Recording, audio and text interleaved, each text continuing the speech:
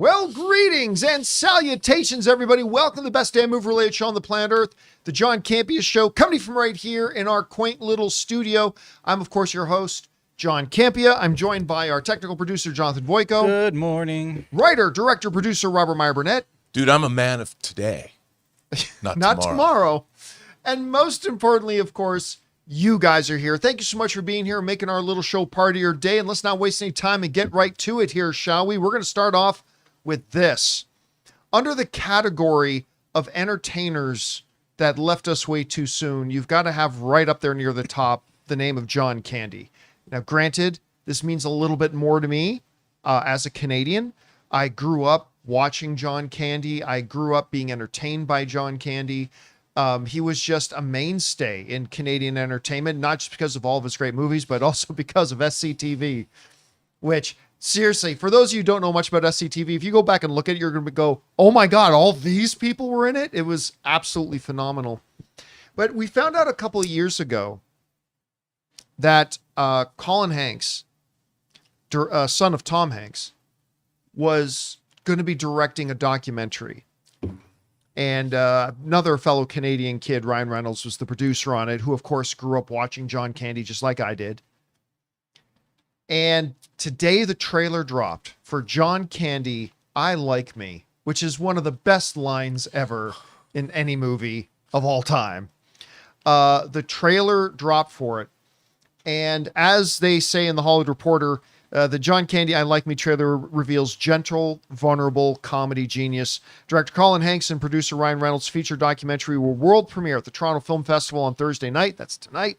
Ahead of an October 10th Prime Video debut. And there he is in a Leafs jersey that I actually own. I own that same Leafs jersey, actually. What was he, like 16? Probably 16, 17 in that picture. Already looks like John Candy, like completely. And I can say this, and I wrote this to somebody this morning. I can honestly say I've never gotten choked up and teary-eyed watching a trailer to a documentary. That streak was broken today. I watched this and I didn't even realize it until the trailer ended. I realized that my nose was getting a little stuffy and my eyes were watery. And I realized, holy shit, like this just made me like legitimately emotional. Partially because of the nostalgia of it, but also as they're going through, you sometimes forget all the stuff he was in. And as they're going through one of my all-time favorite comedy films, Spaceballs, obviously. But as they're going through all the things he's been in, remembering all of them, and you just, oh, this was a guy I loved. And then the trailer takes a bit of a turn to, he was sad. And all of a sudden I feel sad. Because this guy's sad. You know what it reminded me of, Jonathan? Remember that story? I cannot remember the name of the story, but Robin Williams once told this story. It's a famous parable about how this guy goes to see a doctor, and he says, I'm just depressed. I'm down. I can barely eat. I can't get out of bed.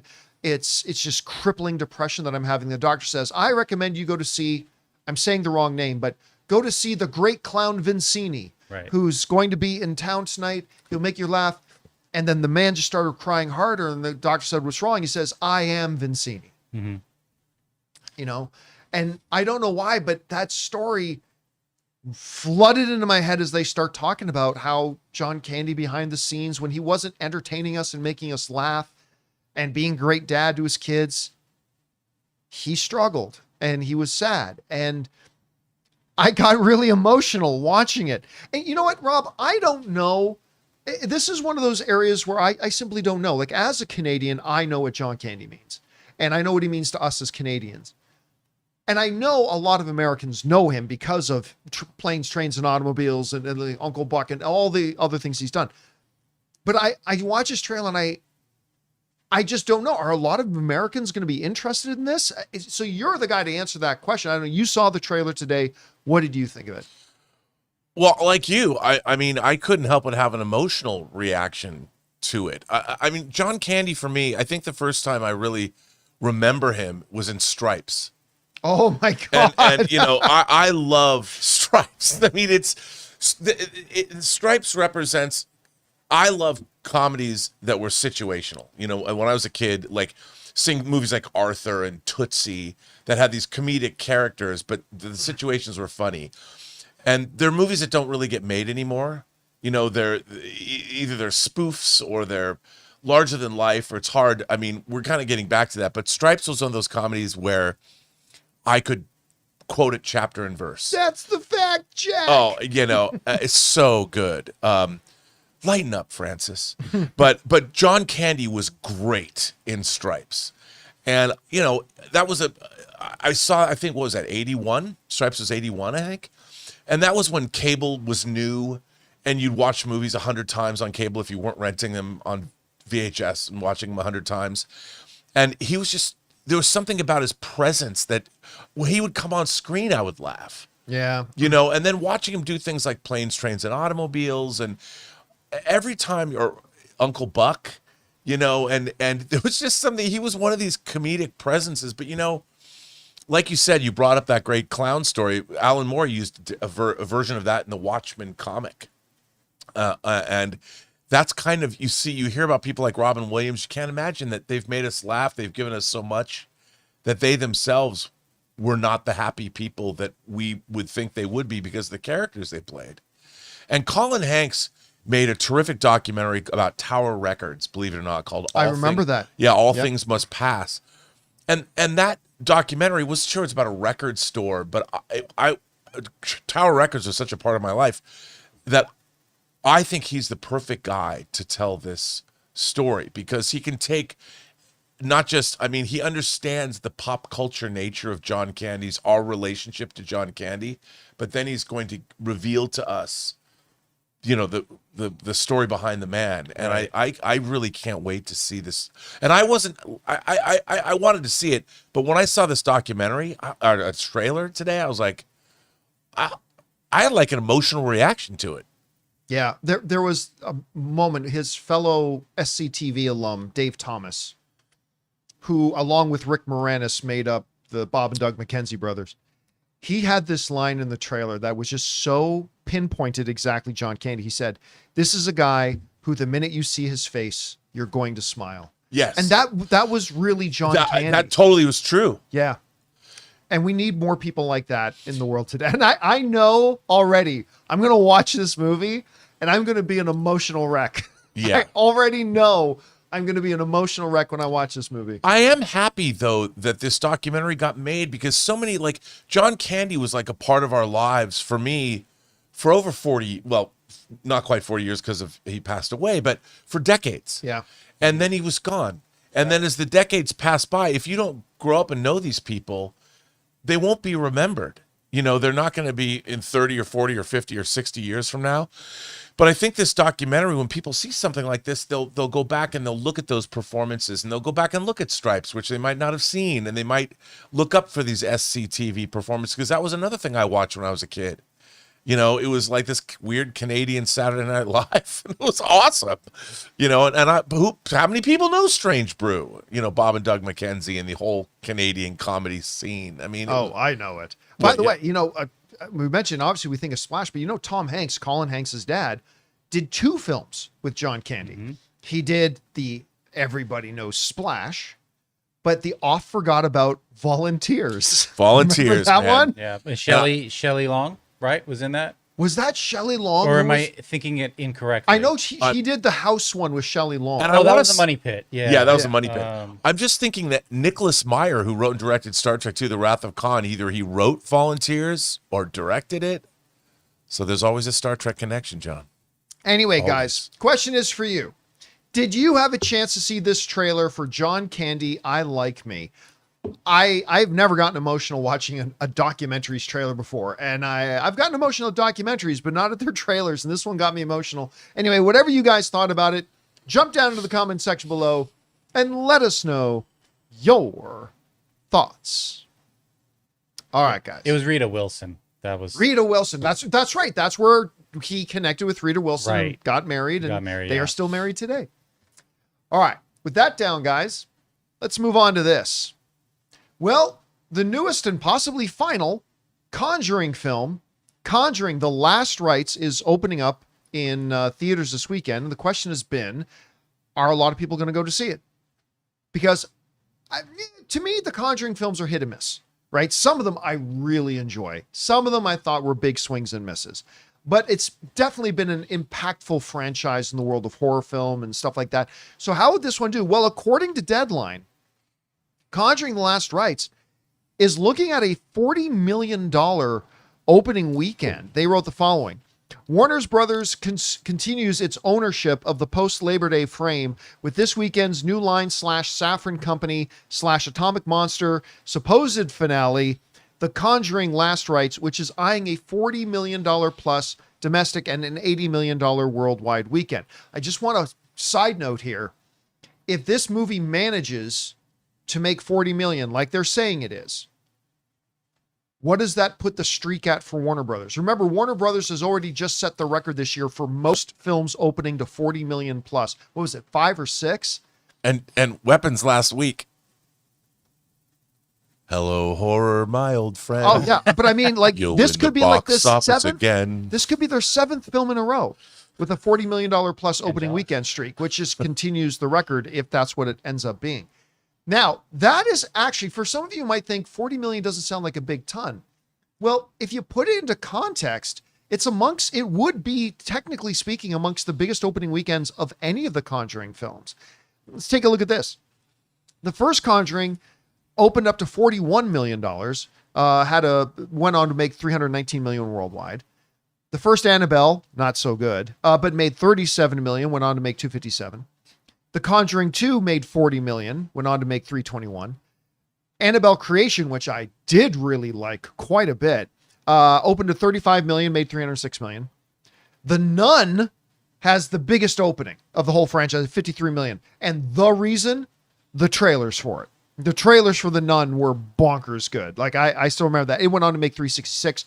The Curse of La Llorona made $123 million worldwide on a $26 million opening. Annabelle Comes Home had a $20 million opening. The Conjuring, The Devil Made Me Do It, had a $24 million opening. And The Nun 2, just back in 2023, made $32 million. So, like, if it does open to 40, this is going to be the biggest opening for the franchise in 7 years. It's going to be, other than The Nun 2, right up there amongst its biggest openings. And then, of course, the big question, Rob, will be, what did it go on to make overall? Bro, are you looking at these numbers? No. You're talking over $2 billion. Spread over 9 films. Spread over 9 films. How much do these movies cost? They're not $100 million movies. No, they're not. I mean, hello, James Wan. Pocket that green, why don't you?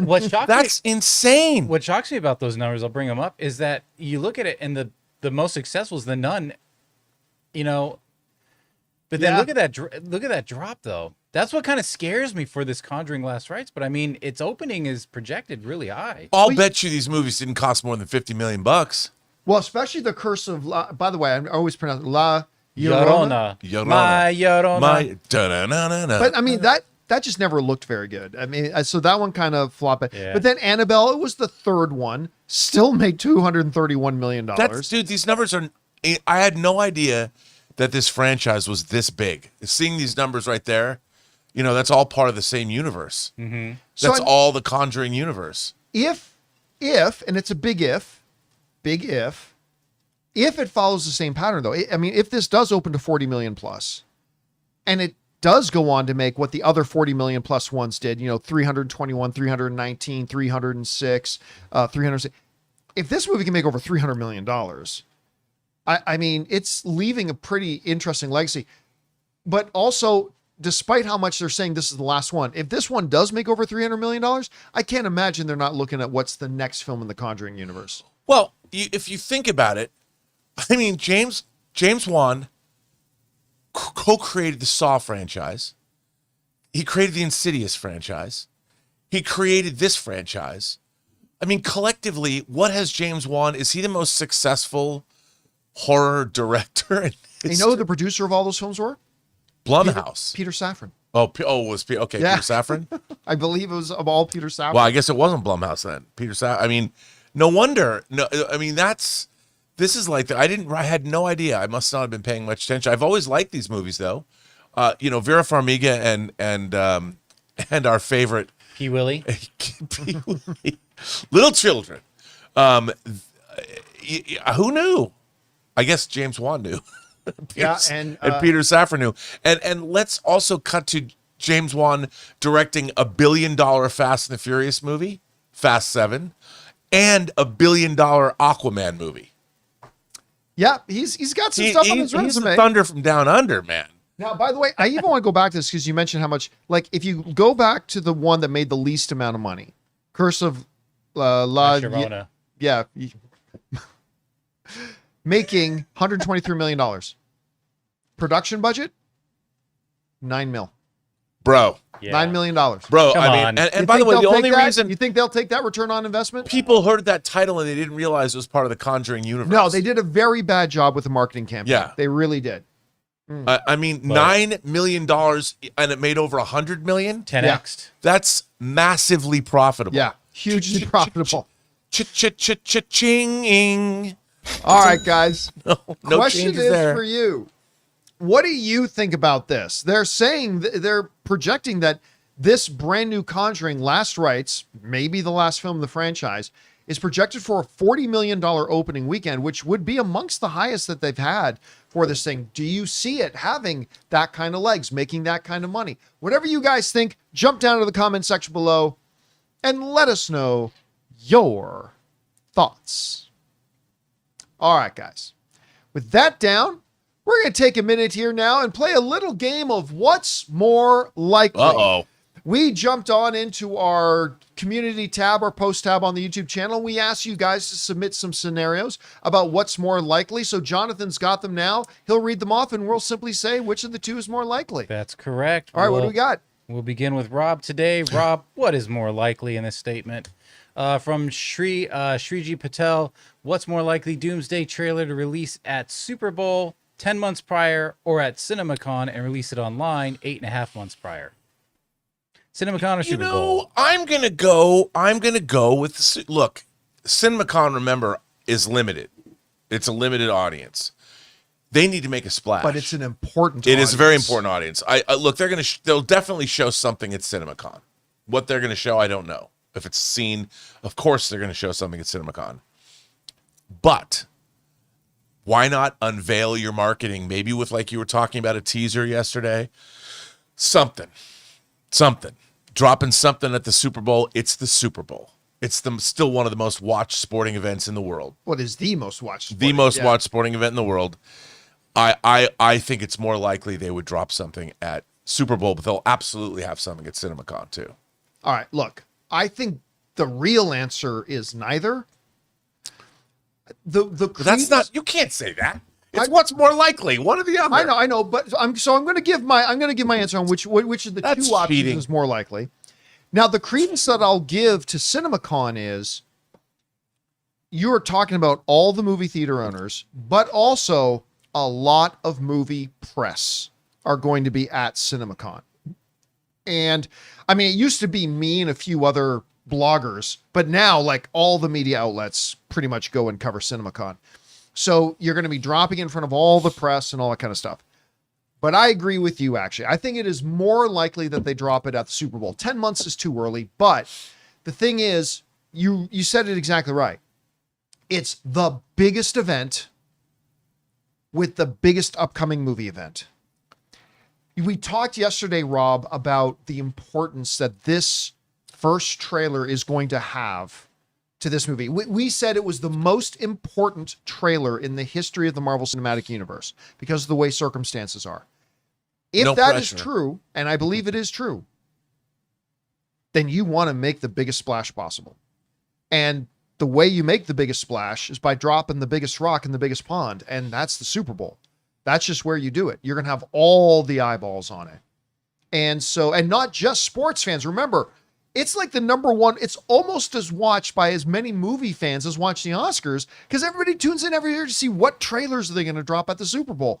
This is the one to do it. So again, I think the real answer is neither, but out of the two options, I think it's more likely that they drop at the Super Bowl. I also think, John, that they had pre-planned to do something at the Super Bowl because the movie was pushed to Christmas, the holidays.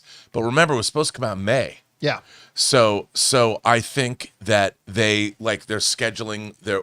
So they might have been planning to drop a second trailer at the Super Bowl this year. This year would have to be their first trailer. And of course then you've got Sony doing I'm sure Sony will do a Spider-Man trailer. Oh, yeah, maybe. Because you're looking at July. Depending on where they're at in their cycle, right? If they already had dropped a huge trailer, maybe not. We'll see. Yep. All right. What's next? All right, next up, John, what's more likely here? Mr. Robert Gillen says Robert Downey Jr. reprising his role as Iron Man again, or playing Doom and ending his time at Marvel as the big bad. That is actually a much closer question than I think most people will think. You know what? A few months ago, look, what did I always say? The moment Robert Downey Jr. retired from Marvel, I said, he's going to be back. He will be back. Here he is. It's not as Tony Stark, but he is back. A month ago, I probably would have said it is more likely that he will return as Tony Stark after he's done as Doctor Doom. Today, however, is not that day. It is more likely that he ends his run in Avengers Secret Wars. And then I believe he is truly done. And the reason I'm saying that now is because just recently Kevin Feige actually talked about the fact openly about they are looking to recast some of their key characters. And I believe Iron Man is going to be one of those. And so because of that, I think it is more likely that Robert Downey Jr. triumphantly ends his Marvel Cinematic Universe runs at the end of Avengers Secret Wars. Rob, what do you think? Which more likely? I will do you one better. Ooh.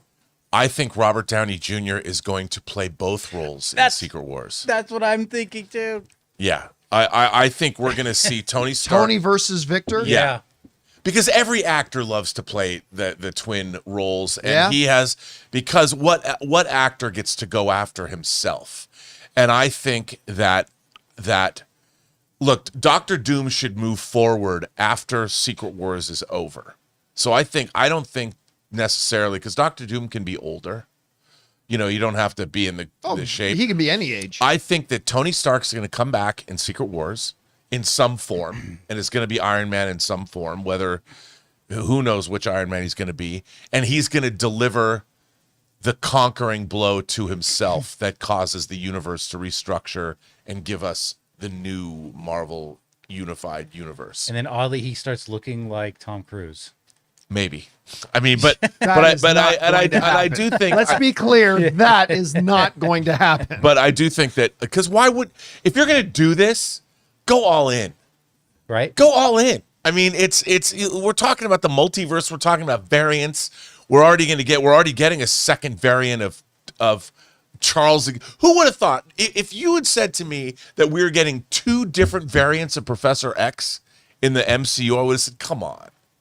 Yeah, we already had one that was destroyed. Listen, you just accused me of cheating on the first question. So you got to pick one of these two. Which is the more likely? What was the question? Is it more likely he comes back as Iron Man, or is it more likely he ends his run as Doctor Doom in Secret Wars? Well, I'm cheating. I think both are true. Yeah, you can't. You got to say which is more likely. But you just accused me of cheating. Okay. But follow the through line. If he defeats Doom, then he comes back as him. That's what's left is Iron Man. No, Iron Man's going to go out again like a boss. Oh, man. Twice. He's not going to come back as Iron Man. Somebody else, but he's going to come back as Doom. He's not going to be done playing Doom. So whatever the answer is. Okay, so you would say it's more likely he comes back as Iron Man. Yes. Okay, fair enough. All right. Is that what I said? Is that what I mean? I think so. I don't know. Right, Rob. No, John, we're going to go to you now. What's more likely? Adkoff says to actually get made, Goonies 2 or Lethal Weapon 5. What's more likely? These are both projects that have been talked about. It's not an exaggeration to say for over a decade. I mean, I remember covering stories about new movement on Goonies 2 back at AMC. I remember Rites talking about, well, now they're saying they're going to do Lethal Weapon 5. And then 5 years later, now they're saying they're going to do Lethal Weapon 5. Here's the thing. I have my doubts that either gets made, but I'm starting to believe they're going to do the Goonies. And I think the biggest thing that really propelled that forward was Ki-Hu Kwan gaining the notoriety that he has. I mean, because you had Josh Brolin already up there, but now you've got Ki-Hu Kwan as well. I don't care how often they talk about it. I don't care how often they say we're working on it. I just don't believe we're going to get a Lethal Weapon 5. So I would say the more likely is probably Goonies 2. Rob, what about you? I agree with you 100%. 100%. And by the way, I think Goonies 2, now everyone knows I have a burning hatred toward that movie. Really don't like Goonies at all. Come at me, bro. But I really don't. The Lauren Theroux it's poster insufferable. And if you try and watch it as an adult, that proves it's bared out. However, that said, if they can make Beetlejuice, which it's 2 years after the original Beetlejuice, I think came out 2 years after.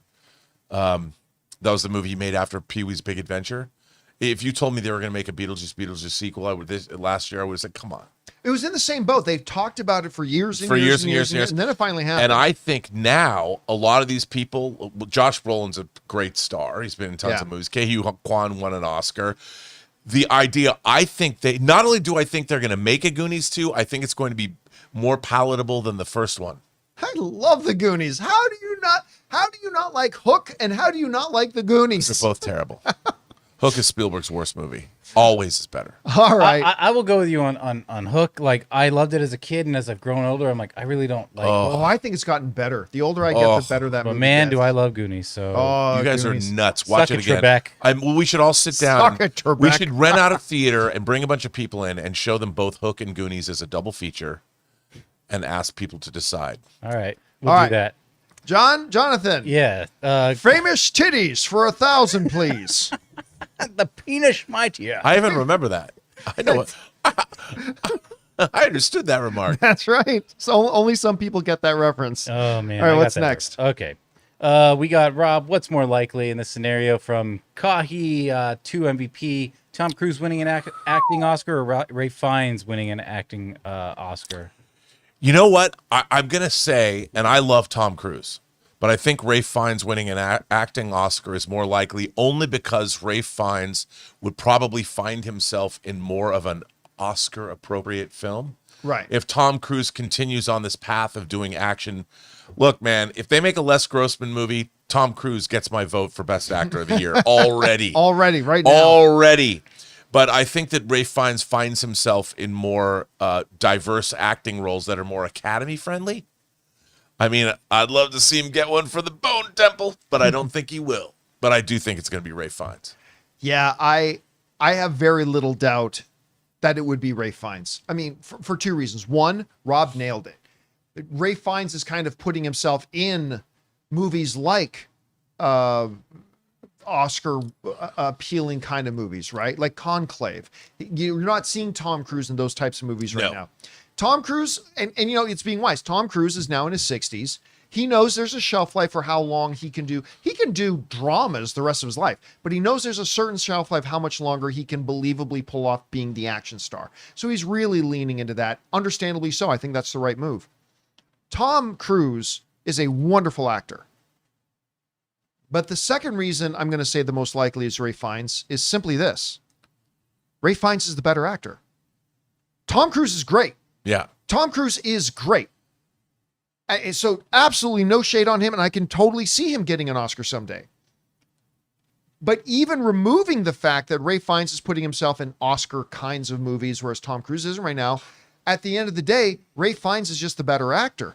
And that's nothing bad on Tom Cruise, because I believe Ray Fiennes is the single greatest actor in the world who doesn't have an Oscar right now. So I would say it's more likely it's going to be Ray Fiennes. And you know what else? People forget how great of an actor Tom Cruise actually is. If you go back and you watch Born on the 4th of July, you watch him play second fiddle to Dustin Hoffman in Rain Man. He carries that movie. Jerry Maguire, he's great in Vanilla Sky. He's great in American Made. Yeah, people forget he is an Academy Award nominated actor. Tom Cruise is an multi-time, I believe. Yeah, I mean, and when he's a supporting, like he was supporting in Magnolia, I mean, that guy is. Hey, remember, what was it? What was the rock and roll musical? Oh yeah, where he played the aging rock star. Yeah, rock god, whatever. I can't remember what it was now. Tom Cruise has never delivered anything but. He might not be the greatest actor in the world because he doesn't have a Shakespearean background the way English actors do, but he's never phoned it in his entire life ever. By the way, he's been nominated for 3 acting Oscars. He was nominated for Best Supporting Actor in Magnolia. Right. He was nominated for Best Actor in a Leading Role for Jerry Maguire, which his co-star did win the Academy Award for. And he was nominated for Best Actor in a Leading Role for Born on the 4th of July. Yeah. He'll get one. He'll get there. Because those movies, look, I don't care what anyone says. I'm a huge Cameron Crowe acolyte. Jerry Maguire is effing great. That film is a great piece of filmmaking, and it's got great acting across the board. And that's where I also got from Bob Sugar. It ain't show friends, it's show business. By the way, somebody else pointed this out in the live chat, and I'm glad they did. Disfu pointed this out. Or not Disfu, who was it? It was the Millennial Bard. I actually might think his best role was one he didn't get nominated for, which was A Few Good Men. Oh, yeah. The problem for Tom Cruise in A Few Good Men is the Paul Dano problem in being in There Will Be Blood. There Will Be Blood with Daniel Day-Lewis. Jack gave a performance that was going to overshadow everybody else in that movie. Yeah. And that's really too bad because I think Tom Cruise maybe could have gotten an Oscar. He was for that. great, but he is also playing those roles where he's like the cocky outsider, and so he's playing these firm roles kind of character. He was great in The Firm. He's he so was good really in good in The Firm. That movie's great. It's really good. But because he plays those roles, people think, oh, that's just what Tom Cruise is good at. So they kind of take away from the fact that he's good at it because not a lot of people can play those kinds of roles and make you like them. Yeah. But still, it's more likely there's going to be Ralph Fiennes because he's just the better actor. It's true. All right. What's next? All right. Who's going to do it? You, Lieutenant Weinberg. We got John, I believe, is up next. What's more likely? From Adam, Doctor Strange 3 comes back or Black Panther 3 comes out July 2027. Yeah, we were talking yesterday about, holy crap, the lineup for, I'm just going to bring this back up again quickly here. The superhero movie lineup for about a 6 or 7 month window in 2027 is insane. These are all bangers. Beyond the Spider-Verse, Man of Tomorrow. Potential bangers. Potential, but I mean, the Spider-Verse things have been great already. Yeah. Man of Tomorrow, the follow-up to Superman, which was awesome. The Batman 2, following up Batman, which is awesome. And the new Avengers film. This is a massive lineup for a 6 or 7 month window. But Rob pointed out yesterday, as we were talking about this lineup, don't forget, Marvel has a release date on hold for July of 2027. Which is so funny. It's a rematch with Superman and Fantastic Four, or Superman and then something else. Yeah, if they do put it out, it'd be coming out the same month as Man of Tomorrow. Well, they've already announced the director of Thunderbolts is doing the X-Men movie. Yes, but I doubt it's going to be in 2027. I doubt it, but it could be. Yeah, I think it's either going to be Thor or Doctor Strange. Right, but that's not the question. The question is, so what is the movie going to be? It is more likely it's going to be Black Panther 3, because remember, they said they're going to do another Black Panther one. Or will it be Doctor Strange 3?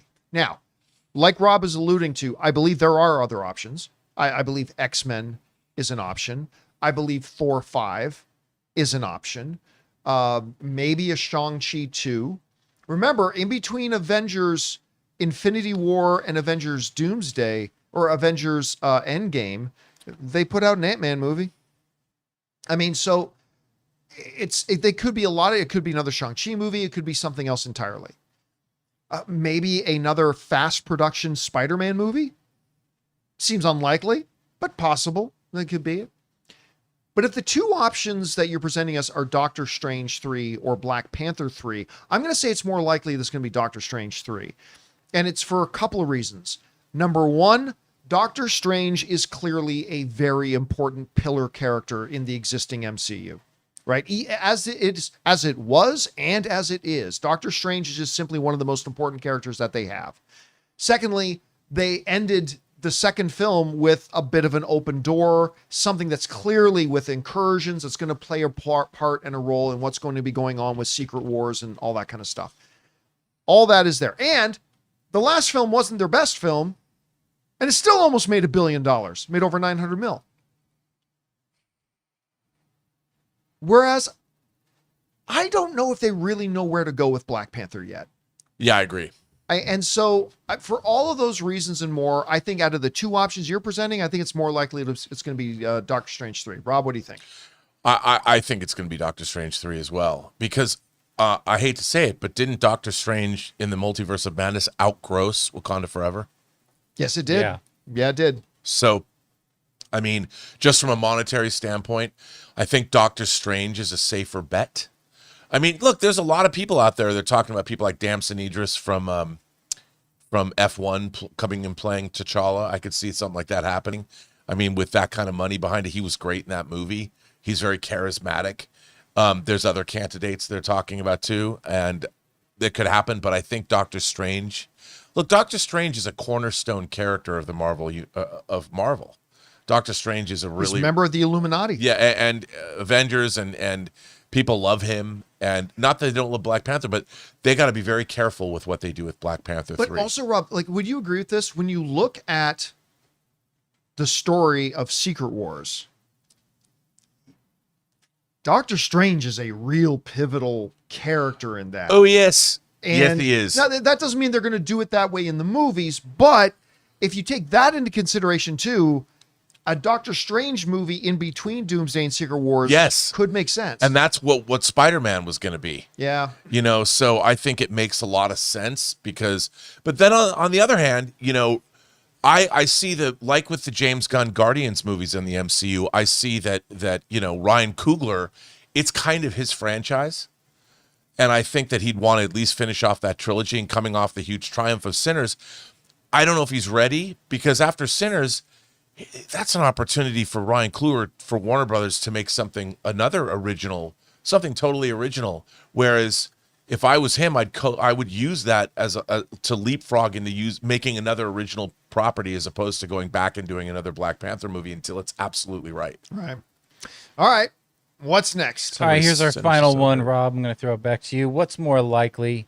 From Stewart, who says we get a bigger pop for RDJ during for his first appearance as Doctor Doom, or Chris Evans making a surprise appearance in Doomsday?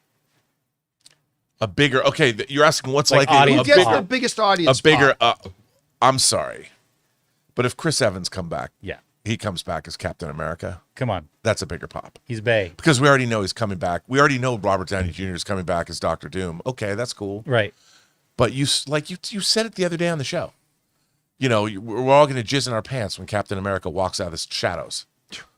Who are you? Show yourself. Yeah. Dun, dun, dun, dun. And the thing is, we already got Deadpool being an audience surrogate because he thought that he thought it was Captain America. It was into Captain. So he's going to say it. He's going to say it. We thought we were. I mean, come on. And I got to tell you, especially with that. And you know what? He either is going to walk out and say, whether he says Avengers Assemble or he looks at Sam Wilson and says on your left, either way, the audience is going to go fucking bananas. Dude, listen.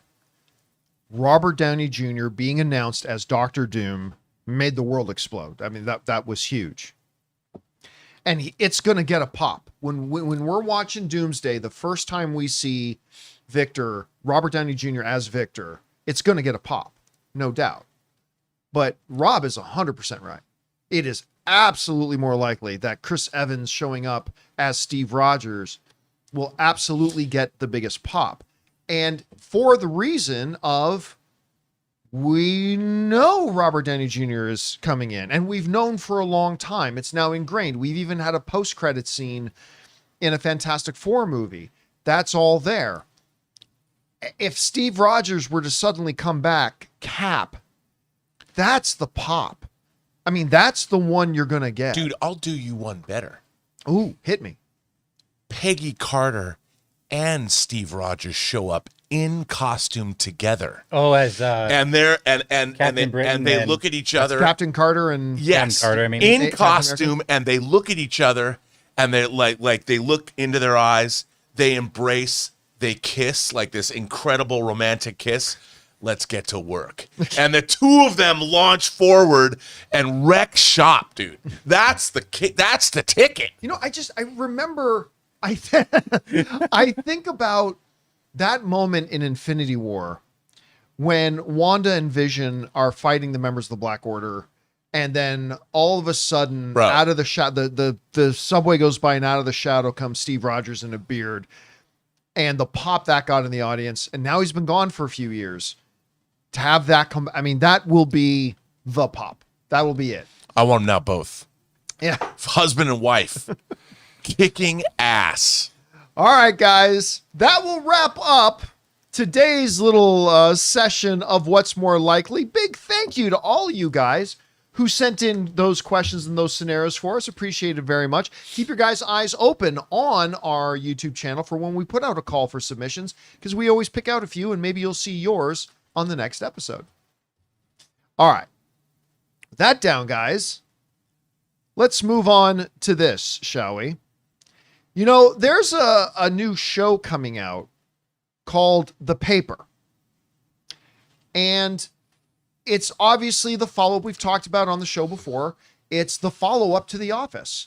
It's imagining that the same documentary crew that went and filmed for years at that paper company in Scranton, the Dunder Mifflin, this same documentary crew is now documenting the struggles of a little local town newspaper. And it's called The Paper. The trailer was okay. The clip they released for it was pretty good. I got really concerned when they made the announcement that they decided to drop the entire season at once. That to me tells me you don't have a lot of confidence in it.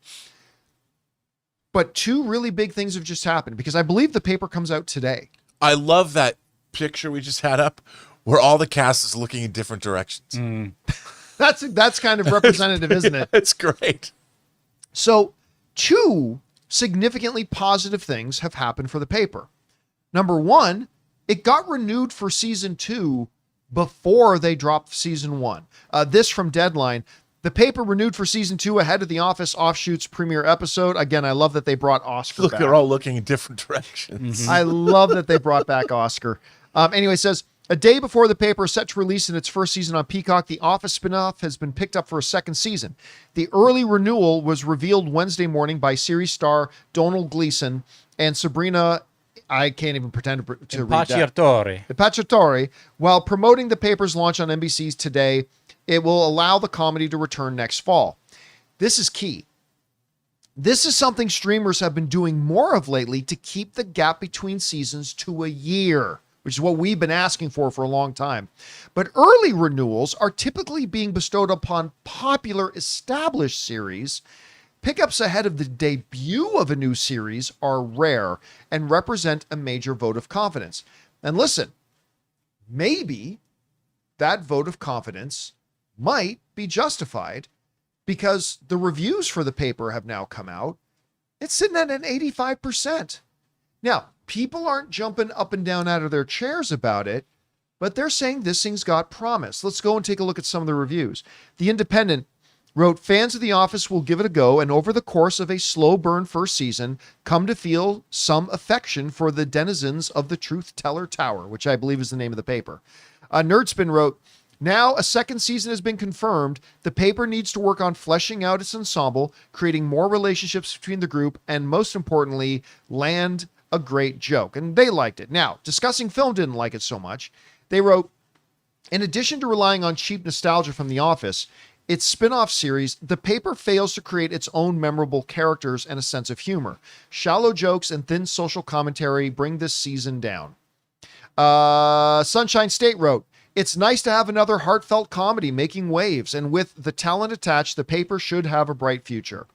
The Metro wrote, I found The Paper rather charming, if not exactly gut-bustingly funny. Butt-gustingly funny would be something completely different. The Verge liked it. They said at times The Paper almost seems like it's trying to be an amalgam of Daniels' past NBC work, but like The Office and Parks and Rec, The Paper finds its footing after a few episodes and becomes a surprisingly solid, if familiar, bit of an easy watch. And it goes on. Pop Culture liked it. Slant Magazine liked it. New Yorker didn't. And a bunch of others did. So look, I think this kind of falls into the category of kind of what I expected. Listen, I want to remind everybody, Parks and Rec, which is one of my all-time favorite shows, it had a shaky first season. You know, Amy Poehler has a brand new podcast called, I think it's just called A Good Hang. And just every week she brings in a different celeb to just hang out for whatever and talk. And she's obviously brought in a couple of members of her Parks and Rec. She's had Adam Scott on and Rashida Jones. But within that, they talk a lot about the fact that that first season, you're kind of finding out who your show is. Yeah. Who is your show, Especially really? with these kind of shows, it seems like with Abbott Elementary was the same for me. It just felt like they were caricatures, and then they grew into their roles. And then you kind of let the show take on a life of itself, and you start to find out who these characters really are. And then you can get a little deeper into it. Because, like, I know for shows like Seinfeld, like Parks and Rec, like The Office, once you get to know the characters, the things they do become much more entertaining because you like, that's such an Oscar thing to say. Right. Oh, that's such an Andy thing to do, you know, whatever.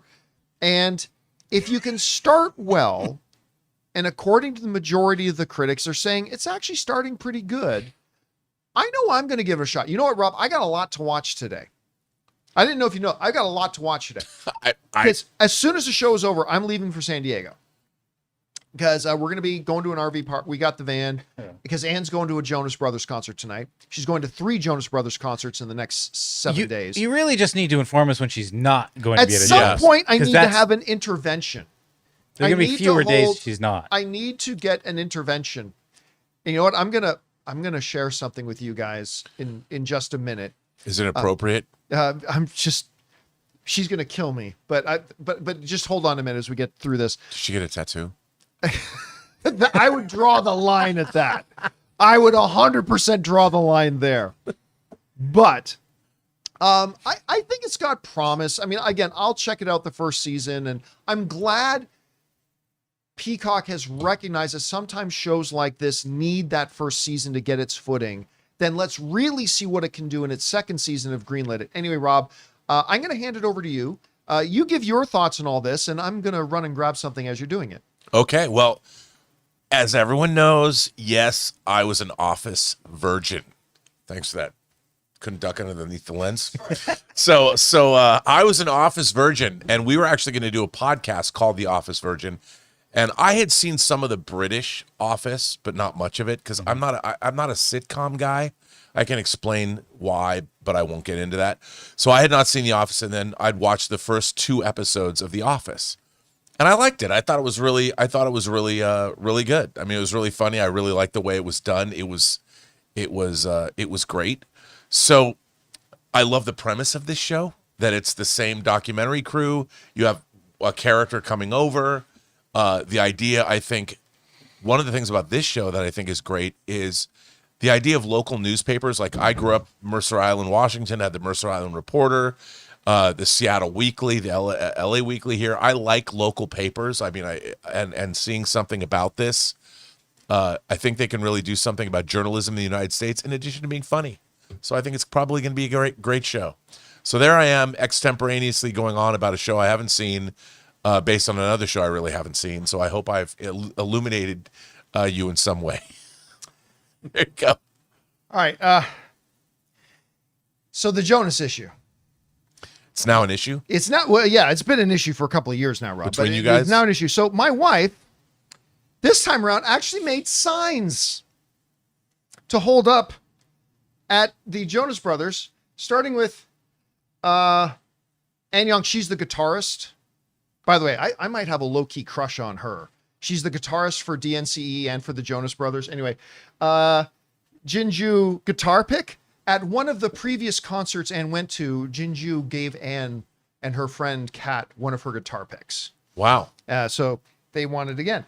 She also made the sign, "Joe, take my phone."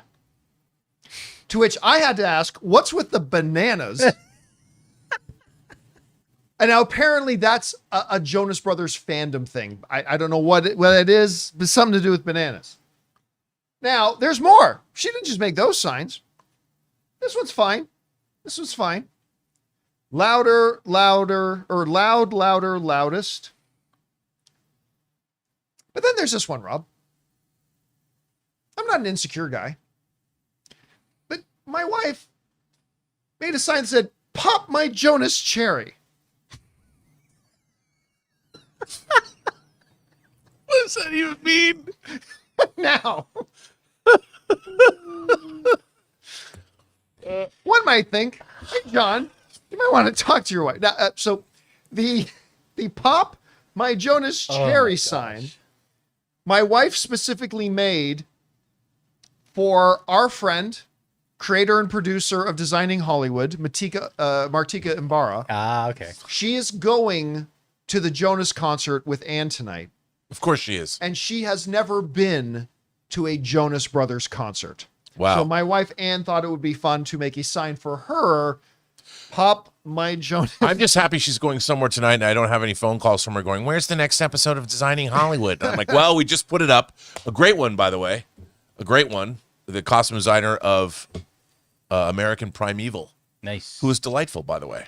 Yes. So Jonas cherries will be popped, and bananas will be eaten. And bananas apparently will be eaten. Well, for me, that's a great night.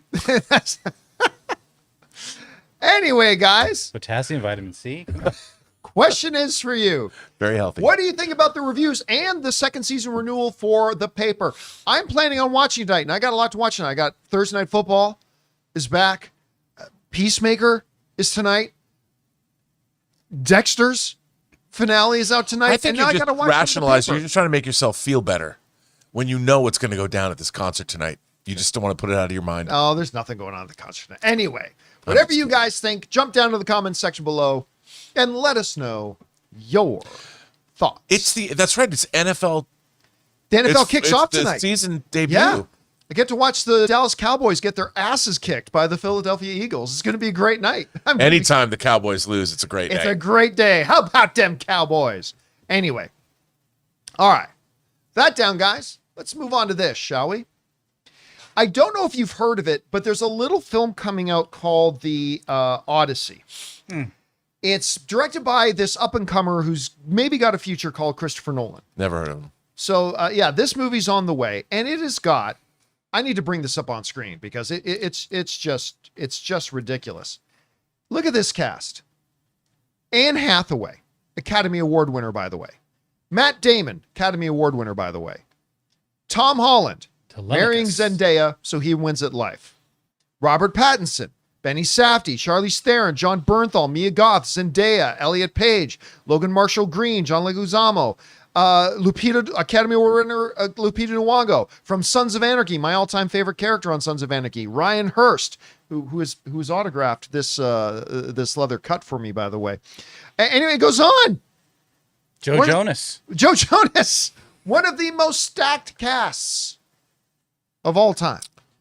Anyway, we talked about how Tom Holland is in there. Well, Tom Holland is now saying, if I can find my piece there we go. Tom Holland is now saying this Odyssey thing is simply, as Deadline has it, the best script I've ever read. Now, I did send out the show notes today. You did. Of Chris or Tom Holland saying this is the best script I've ever read. To which one of the guys on our thread, Scott, responded with, Tom Holland has only been in Marvel movies and bad movies. And he's not wrong. So Tom Holland saying maybe I have, this is the greatest. Ray would get mad because he likes Uncharted. Yeah. There's stuff to like about Uncharted. There's stuff to like about Uncharted. I'm not going to say it's great, but there's stuff to like about it. But anyway, look, everybody knows Christopher Nolan's the guy, right? Him and Denis. I mean, that's pretty much it. They're the two best in the business right now. And Christopher Nolan actually, for some people who didn't realize this, Christopher Nolan actually wrote the script to The Odyssey as well. And Tom Holland just has gushed about just saying straight up, flat out, and he's been around for a while now saying this is the best script we've read. Rob, coming off of Christopher Nolan's, dare I say, triumph of Oppenheimer, winning Best Picture, winning a ton of Oscars, almost becoming $1 billion film, now rolling into The Odyssey. Now we've got guys in it saying, like, this is simply the best script I've ever read. How big is this film going to be? Not just in terms of box office, because a lot of people are going to go see it, but how big can this movie maybe even become in his repertoire of film. I mean, could this be a film? Because this is something I wouldn't even thought of a year ago when they announced it. Could this actually become a film that when people say Christopher Nolan, instead of first saying The Dark Knight, could this become the film that maybe supplants The Dark Knight as being the crown jewel of Christopher Nolan's thing right now? Like, it's building up. I don't know. How do you see that? Well, like Jimmy C, you don't bet against C-Note ever. But I think, though, that this, it's the subject matter. I think the fact that this is a historical epic based on Homer's epic poem is, it doesn't have the delicious insides that a Batman movie has for the audience. At least maybe not yet. If this has a Lord of the Rings feel to it or something like that, I mean, it is quite a great story. It does have a lot of fantastical elements that I can't wait to see depicted on the big screen. By the way, Ralph Fiennes played Matt Damon's role in a movie that came out last year. Yeah. So it really depends on the unique approach he brings to it. And that said, I would have thought that, no one's going to go see Dunkirk. And I would have said, Oppenheimer. Who's going to go see Oppenheimer? I mean, I'm going to go see it. I was wrong on both counts. Not only was I wrong, I was very wrong. I was blown out of the water wrong, like you're an idiot, Rob. I couldn't believe what he was able to do and what he was able to accomplish with Dunkirk. I was mesmerized by that movie, and I thought it's just about guys stuck on a beach. Even Dunkirk looked like it would be a more crowd-pleasing movie because you had war, you had the aerials, you had the ships at sea. Well, we're gonna have that too in this, right? But then Oppenheimer. But Oppenheimer is a talky period piece semi-biopic, dude. I know. Like, who would have saw that thing almost making $1 billion? That's why C-Note, you always lay one down for him, because $100 you give C-Note, he'll turn it into $1 million. That's is it. that Christopher Nolan now? C-Note. C-Note. He is C-Note. You man. When you walk up to his table, you lay down $100. That's why he's C-Note. But I don't know where I got that, but there you go. Chris Nolan, C-Note. I get it. Yeah, that's right. I C-Note. Yeah. But because he's worth $100. It's like what Andrew Dice Clay said. I only carry hundies. He's so money, baby. He doesn't even know it. He doesn't even know. He does know it, though, because all of his movies make a lot more money than he. But no, I think this film has the potential to be one for the ages. You know what? I already think, and I could be wrong, I'm thinking this is going to become my new favorite Christopher Nolan film. I am guessing. That's a now, bold statement. We've only seen a little trailer. And my current one is Insomnia. I know that most people, it's going to be The Dark Knight for good reason. Insomnia happens to be my Inception favorite. is my favorite. Inception's great. I mean, look, he's got such a huge pantheon of these films. I think, but the way it's shaping up, when you look at the cast, you look at the momentum. He's coming off of a talky, semi-biographical period piece, and that thing nearly made $1 billion. Now he's doing a sword and sandal fantasy epic with a cast to rival any cast ever done in history, and people in that cast are saying this might be the best script we've ever read. And it's Christopher Nolan, or as you would call him, C-Note.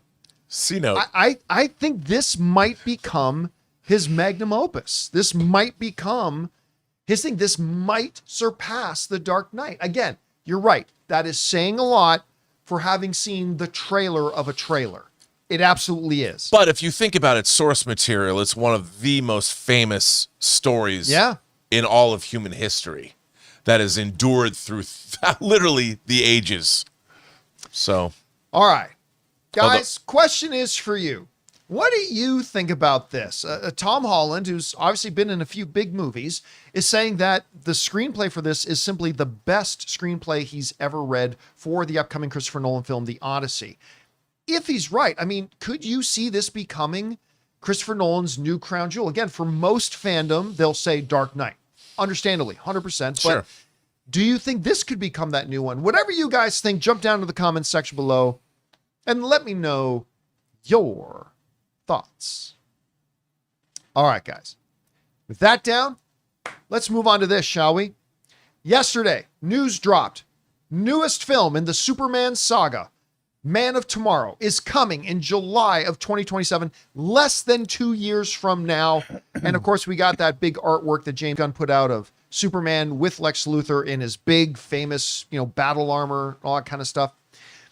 So is that going to be the next time that we see Superman? Well, according to James Gunn, no. We are going to see Superman again before Man of Tomorrow. He was being interviewed by Brandon Davis, in which James Gunn confirmed, we're going to see his movie in Man of Tomorrow, but we are going to see Superman again prior to that. He wouldn't say what. He just said we're going to see him again prior to that. As listed here, the options become Peacemaker, Lanterns, Supergirl, Clayface. Those are the ones we got right now. There could be others. Other things could pop up. This, to me, is excellent news for a couple of reasons. From a fan point of view, I just want to see David Cornsweet as Superman again. But it addresses what has been the concern of a bunch of fans about how connected is all this DC universe going to be. And I think we've already got members of the Justice Gang popping up in Peacemaker. We had Supergirl show up in Superman. It tells me that James Gunn is going to say, look, all these people inhabit the same world. We're going to see them pop up here and there, and it really is going to thread everything together. And even though the movies and shows are going to be very different from each other. I mean, Peacemaker literally had a full frontal straight up orgy, which is awesome. James Gunn, keep up the good work. So despite the fact that all these are going to be very different, Clayface is going to be a body horror film and all that kind of stuff. The fact that they're all very different, yet it's all in the same world, just like real life. Just like real life. So I really do kind of love that. Now, the question then becomes, okay, we know Superman's going to be back before Man of Tomorrow, and he's not telling us when or where. So where's the most likely place that he'll pop up? Let's look at the possibilities. Let's start with Peacemaker. Peacemaker is an interesting option because, technically speaking, Superman showed up at the end of Peacemaker season 1 in both realities. Mm-hmm. In the original and in the retconned, Superman shows up at the end of Peacemaker. Yeah, you don't see David Cornsweet or anything, but you do see the silhouette of him there. He's there, all that kind of stuff.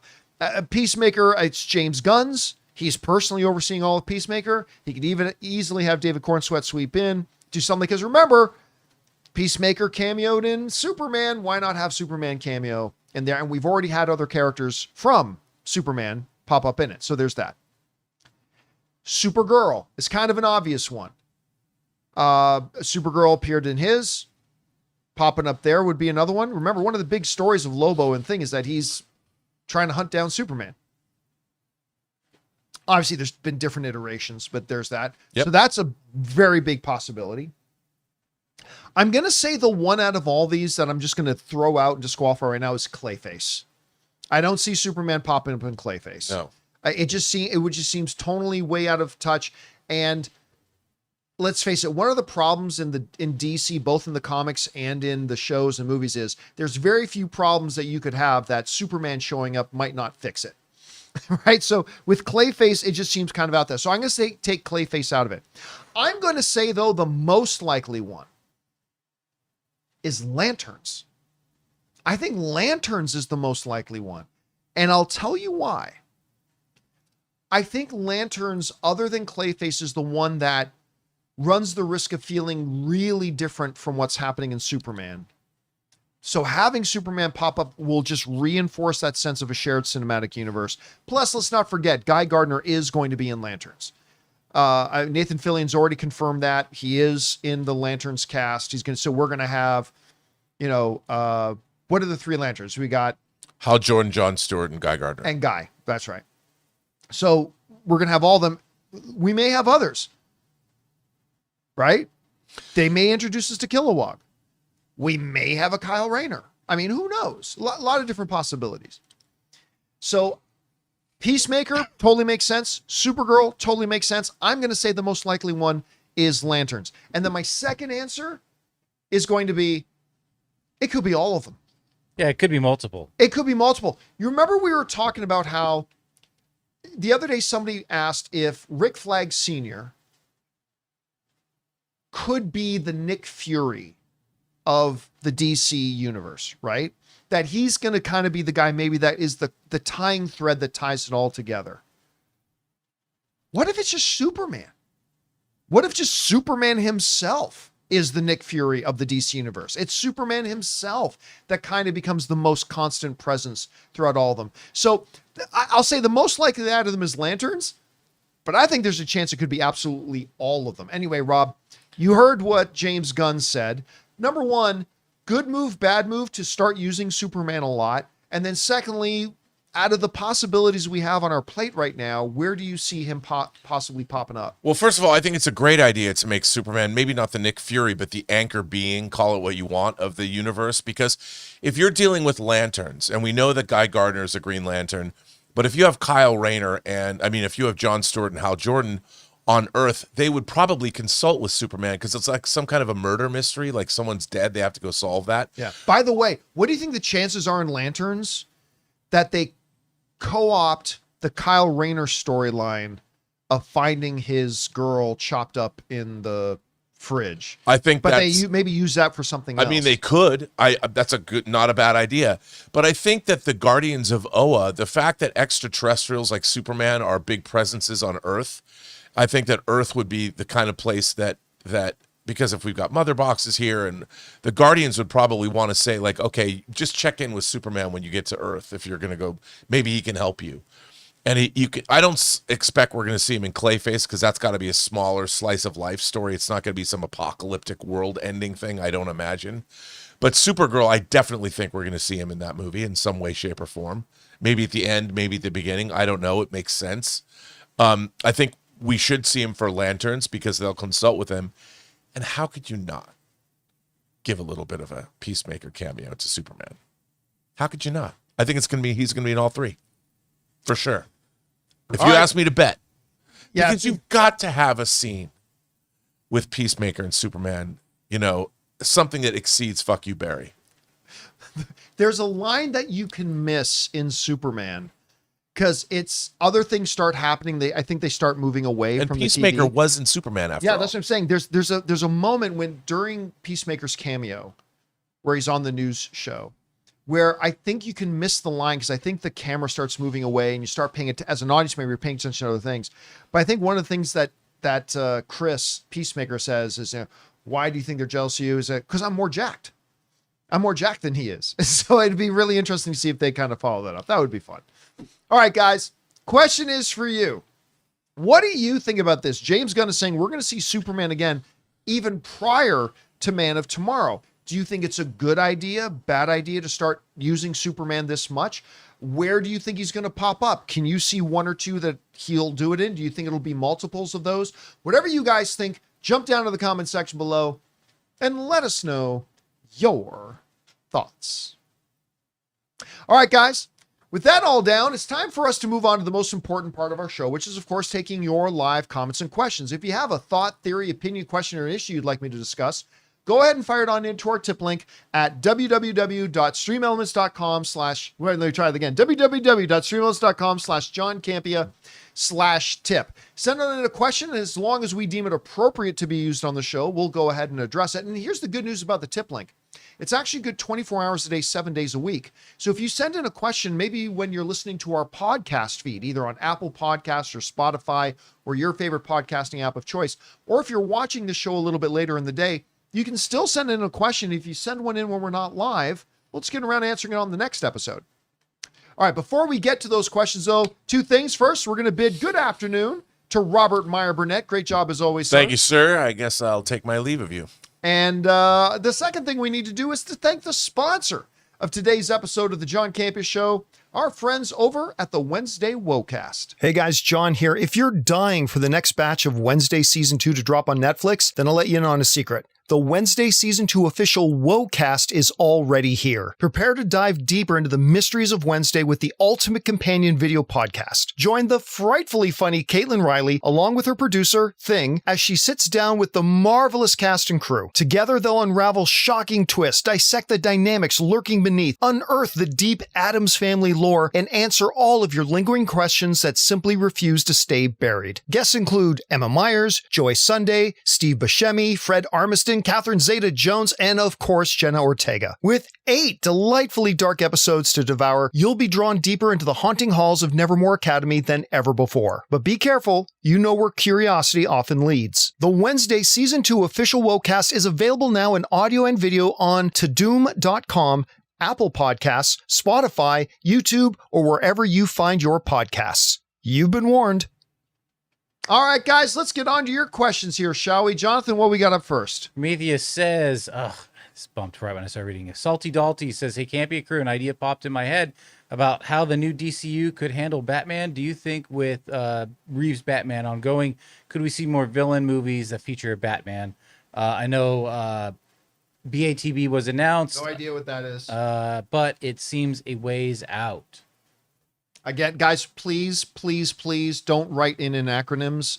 Anyway, no, I don't really think they're going to go that route. I don't think that's kind of James Gunn's way to think. Oh, B Brave and the Bold. Yeah, again, please, guys, don't write it in acronyms.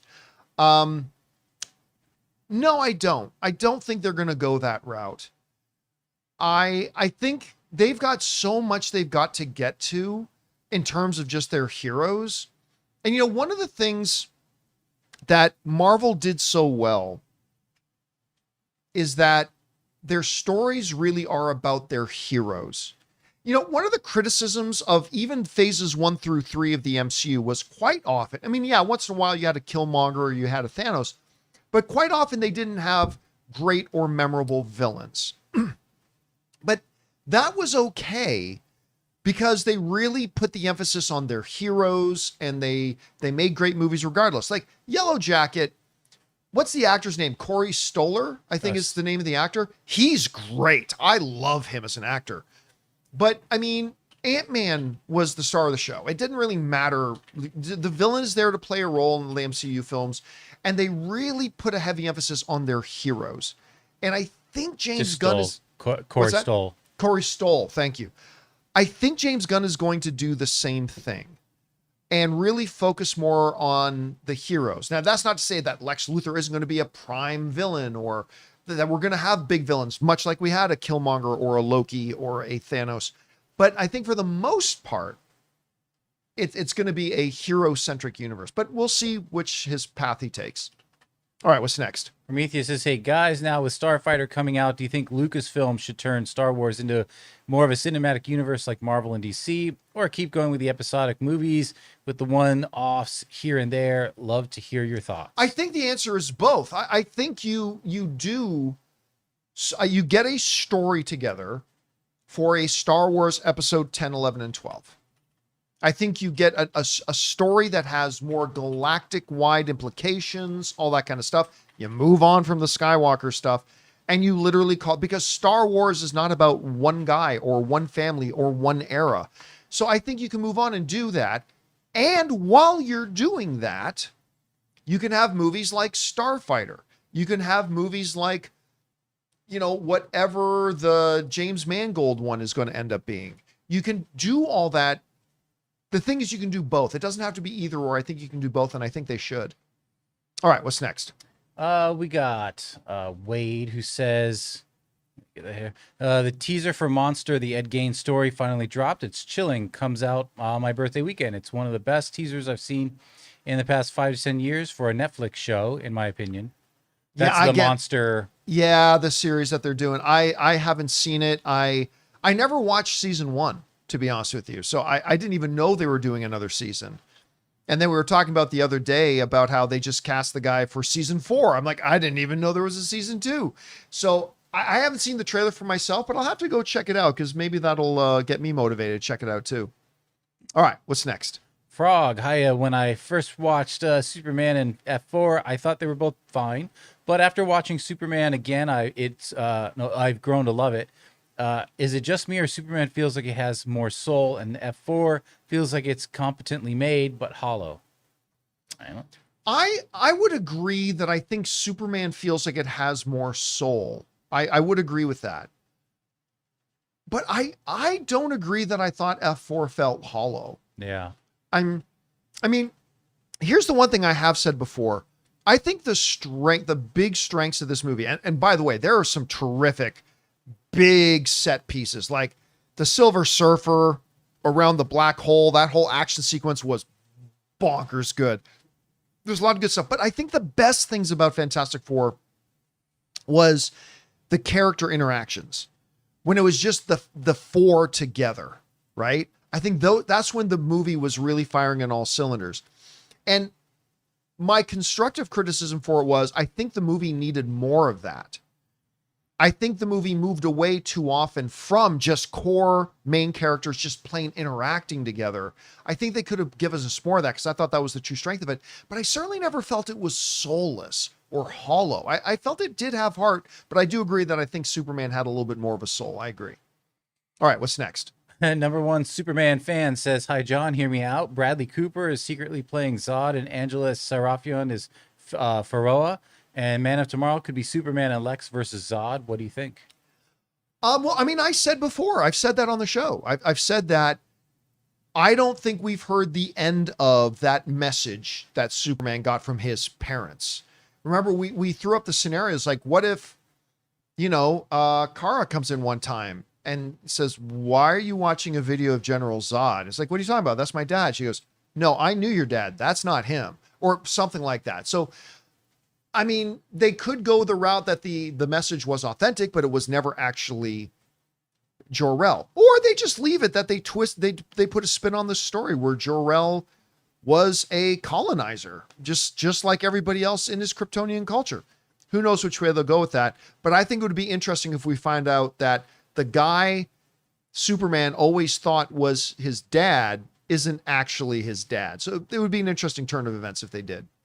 All right, what's next? King Artos says, hey guys, it's been a while. Just wanted to know if anyone has been watching the new series on Apple TV, Chief of War, starring Jason Momoa. I'm really enjoying this series. Man, Apple has got some really good shows. It's funny because despite the fact that I love Jason Momoa, the only show on Apple TV, the only Apple TV Plus show original that I really didn't like was the Jason Momoa show C. I wanted to like it. It's kind of a show that's made for me to like, and I really didn't like it. So I kind of paused on watching Chief of War. That being said, I've heard nothing but good things about it. And it's on my queue. I got to get through a few things here first, but watching that show is on my queue. So I haven't started watching it yet, but everybody I know who's watched it has really enjoyed it. I don't have anybody telling me it's the best show of the year, but everybody I know who's watching it is really enjoying it. So I have not gotten around to it yet, but I will. All right, what's next? All right. Ian McAllister says, even beyond comic book movies, Legend of Zelda, Hunt for Gollum, Godzilla Kong, How to Train Your Dragon 2, Starfighter, Quiet Place 3, with the new Harry Potter and God of War on TV, 2027 will be the year for genre films and TV. Well, I mean, there's a lot of years that have a lot of stuff coming out in it, but that is an exciting looking lineup. It really is. I loved How to Train Your Dragon. I really did. I remember when they showed it to us in Vegas a few months before the movie came out, I was floored by how much I liked it. And I didn't like the first 5 or 10 minutes. Like the first 5 or 10 minutes, I thought, oh, well, this is a miss. But then I just fell in love with the movie. I thought they did a great job. Again, same director who did the animation, directed the live action as well. Did a great job with it. And I cannot wait to see the second one. But there's a lot of things on that list that I'm very excited to see. So it's going to be a good year, man. All right, what's next? Can't be a class detention. There's a 3-day auction in LA starting today, selling authentic movie props, including Vader's screen match lightsaber from Empire and Return, projected at $1 to $3 million. Lots of Star Trek stuff for Rob. Unsure if I'll buy anything, but fun to browse. That's cool. Yeah, that is cool. I love that stuff. As a matter of fact, do you know I don't know if you've ever been there, Jonathan, but at Universal City Walk, think it was like a year ago, a authentic collectibles place opened up right across from the movie theater. I have been there. And it's literally a full shop that has actual movie memorabilia and authenticated autograph stuff. So you can go through and buy a lot of like photographs of famous who then have autographed it. Guys, I came this close. This close. I'm sure I'm not going to be able to find it, but let me see if I can. But I came so close to buying this art set that this famous artist made, and I can't remember the name of the artist. Oh, okay. Bring this up. There's this artist, and I cannot remember the name of the artist. And these big prints are big. So he did this piece of Chris Evans, and Chris Evans himself autographed it. Did one of Michael Keaton's Batman, autographed by Michael Keaton. The Wolverine one, autographed by Hugh Jackman. And remember, they have all the paperwork. They have all the authentication. You know, the Pulp Fiction ones with John Travolta and Samuel L. Jackson, autographed. Val Kilmer's Doors, autographed. Ant-Man, Al Pacino, all autographed. And they had a couple of others. And I came this close. I took a picture of one. I came this close, guys, to like spending all of my spending money for the next 2 years on one thing. And that was going to be 4 of these pieces, because let's go back to my wide shot. What I was thinking about doing was taking out my background and instead having like a black backdrop, like the curtains, but just having these pieces of art in the background. It would pop because you have the gray paint. And yeah, I think it would have popped, and they're all actually autographed and that kind of stuff. Which were the 4 you want to reveal? It was going to be Val Kilmer's Batman, because they had that as well. Oh, I see. And Val Kilmer had just passed away. Yeah. And so it was autographed by Val Kilmer. Chris Evans's Captain America, Al Pacino's Godfather, and Hugh Jackman's Wolverine. Okay. Those are the 4 I was going to get. They were running about $2,000 a piece. Yeah. Oh, you can see the authentication card next to him. That's what that is. Yeah, authentication card with a photograph of the actor actually signing it. That's awesome. So it's completely authenticated. But it was going to be like somewhere between $2,000 and $2,500 a piece. And at the end of the day, I just couldn't justify to myself spending every penny of my spending money over the next 2 years. Yeah. And it's just, I just couldn't do it. But all that is to say, this shop has got some cool stuff, man. Like some actual movie use props that are then authenticated and autographed. And man, if you get into LA, go to Universal City Walk and go visit this shop, because it's so cool. Had there been, because you mentioned Val Kilmer, had there been a Doc Holliday that he signed? There was a Doc Holliday one that was also signed by Val Kilmer. You know what? That would have really hurt me. I was wrong. That's the one. That was the Val Kilmer one I was going to get. Oh, you should have just done it. That was the Val Kilmer one I was going to get. I'm so glad you mentioned it, because that was the one I was going to get, actually, not his Batman one. Anyway, all right, what's next? Josh Ward, just want to say thank you, Campea Show team. It's been easy to take for granted the amount of free quality content you provide daily. I hope the movie meetups show you how grateful so many of us are. We'd love to have one in, I guess, southwestern Florida. Thanks for years of fun. Definitely, we are coming. We are coming to Florida. I probably the Orlando area. There exactly. Yeah, I don't know what's where in Florida, but just as it uses an opportunity to remind everybody, the next leg of the movie meetups starts like a week from now. Yeah, in a week from tonight. You can bring this up. We're going to be in Albuquerque on Thursday night at the Regal Windrock to see a 6:30 screening of The Thing. You can go to the movie theater's website and buy tickets if you want. On the next night, we're going to be in Denver at the AMC Highlands Ranch 24 to see a 7:40 screening of The Long Walk. The following night, we're going to be in Salt Lake City, Utah at the Megaplex Gateway to see the 6:10 screening of Lord of the Rings: The Two Towers. And then the next night, we're going to be in Las Vegas on Sunday, September 14th at the AMC Town Square to see a 7:10 screening of The Long Walk. So if you are in any of these towns, come on down and come watch a movie with us. And then I'm going to hang out in front of the theater for like an hour and just hang out and chill and chat and take some pictures and whatever. So if you want to come to those, and by the way, I can tell you the next date is Friday, September the 18th. Let me make sure that date is right. Yes, no, 19th. Friday, September the 19th, I'm going to be in San Francisco. I'm not going to announce which movie theater or which movie yet, but I can tell you that Friday, if you're in the San Francisco area, Friday, the 19th, I'm going to be in San Francisco. So if you're going to be around there, start making plans to join us for that. All right. We've only got a few minutes left, so let's get through a few more of these. Okay. Come on. Alex Mercer says, hey, John and crew, I recently found out that my baby pet hedgehog has fallen ill to 2 tumors at the vet. That's I'm very sorry sad. to hear that. I had her since February of 2021 after my birthday. Please wish her well. We'll be spending whatever time left I have with Jazz. What a great name. That's a great name. That was my first Transformer, fun fact. You know what? That Jazz might have been my first one too. Oh, nice. I know Jazz and Optimus were my 2 first toys, but Jazz might have been the first one that I got. Wow. Hey, that's so funny. That was yours too. Yeah, man, that sucks. I know we just recently lost our 2 dachshunds, just months apart from each other. Anne had Lily when I met her. When I met Anne, she already had Lily. Yeah. She had Lily for 17 years. Long run. The one dachshund. And then we had the other dachshund, Shadow. She died at 15 and we lost them both. So yeah, losing a pet is, it's losing a family member. I had 3 dogs. They all aged out and yeah, we lost them. Saying goodbye to Loa, who was my wolf, was so hard. I remember that one was hard for you guys. I was very bonded with her and she was dying of heart failure. I had to lay there with her as I put her to sleep. So I've been there. I know it's tough. All right, what's next? Alex says, Alex is back. Keep up the great work. Been watching you guys since the crazy Ezra Miller days back in early 2021.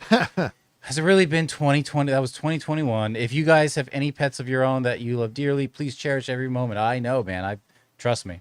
Yep, 100%. Okay, and then we got Josh who says, you have consistently mentioned that the job of Superman 25 was to be a good movie, to establish the universe and not unnecessarily make a lot of bank. Is it fair to now have the expectation of Man of Tomorrow to make over 800, maybe even $1 billion? I don't know that I'd use the word expectation, but the ceiling's been raised because Superman did it. It accomplished the mission. Good box office returns, getting a lot of people out was going to become next to impossible moving forward in the DCU unless Superman knocked it out of the park. They did it.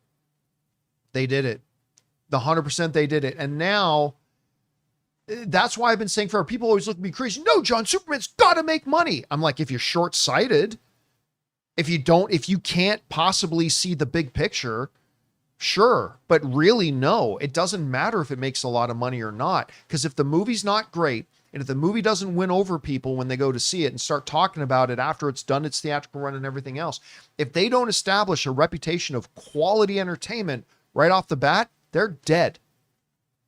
They're dead. And they accomplished it. So, yeah, whereas I never would have said Man of Steel, or it's not Man of Steel. I never would have said that Superman had a possible $800 million ceiling. No way. But because of its success, yeah, I think 800 million for Man of Tomorrow is now within the realm of possibility. I wouldn't say expectation, but it's going to go up now because they're delivering quality. And as long as they keep delivering quality, and that's a tall order, you're going to see the potential go up. All right, one last one. What's next? Porcupine, if Universal were to announce Jurassic Park 8 for the July 4th weekend in 2027, 1 week before Man of Tomorrow, just like Rebirth came out the week before Superman, who would you bet wins the global box office between the two? Man of Tomorrow. Because this most recent Jurassic movie, which I was really excited about, wasn't all that good. Whereas Man of Steel was great.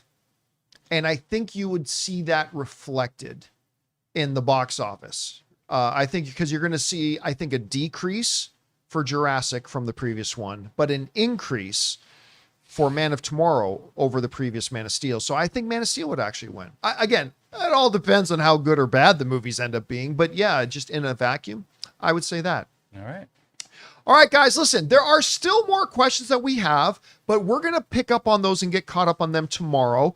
Ann and I are hitting the road, so we have to cut off the show right now at 12:30. But don't worry, if you sent in a question and we didn't answer it yet, we've got it. We will be addressing it on tomorrow's show, so don't worry about it. All right, guys, and that'll do it for today's installment of the John Campea Show. Thank you so much for being here and making our little show part of your day. Big special thank you to all you guys who sent in the questions. Number one, because you gave us great fun things to talk about. But number two, you supported this channel as you did it, and all of us involved with the show. Thank you guys so very much for your support. Big thanks to Robert Meyer Burnett, to our technical producer, Jonathan Voico. See you guys tomorrow. My name's John Campea, and until next time, my friends, pop them Jonas cherries. Whoop, whoop. Bye-bye.